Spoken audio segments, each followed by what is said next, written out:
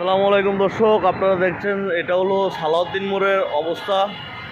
শহরে রীতিমতো বন্যা, যদিও পানি সত্ত্বেও এই যে পানির অবস্থা, ড্রেনগুলোর অবস্থা, ড্রেনে দেখা যাচ্ছে যে প্রচুর পরিমাণ ময়লা জমেছে। শহরের বিভিন্ন জায়গা থেকে আসা যে ময়লা, সে ময়লা এসে এখানে জমে গেছে। অবশ্যই দ্রুত সিটি কর্পোরেশন এই ড্রেনগুলোকে আবারও পরিষ্কার করার কাজ করার খুব জরুরি।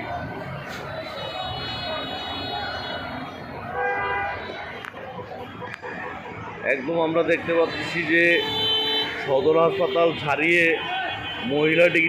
মহিলা কলেজ পর্যন্ত চলে গেছে।